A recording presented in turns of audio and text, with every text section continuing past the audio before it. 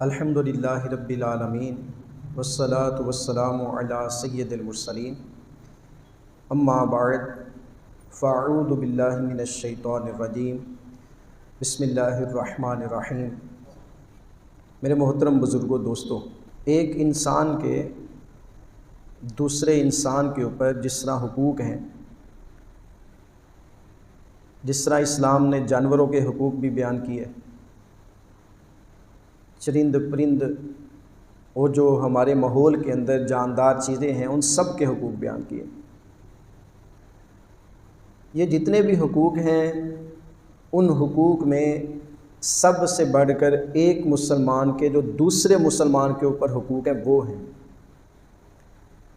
اور ہمارے اسلام نے اس کو بڑا کلیئر کٹ، شفاف اور واضح انداز میں ہمیں ایک دوسرے کے حقوق سمجھائے۔ اسلام نے ہمیں اس کا درس دیا۔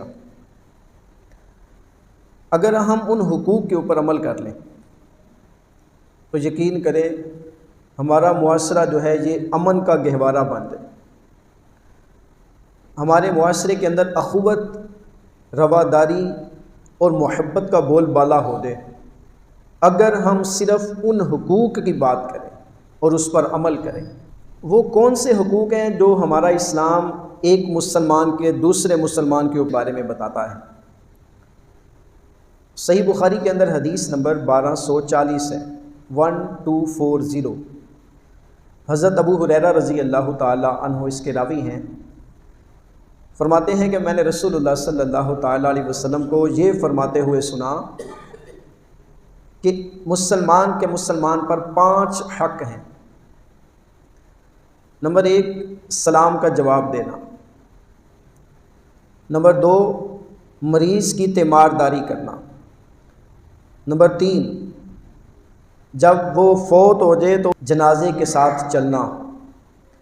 نمبر 4، دعوت قبول کرنا، جب وہ دعوت دے تو اس کی دعوت کو قبول کرنا۔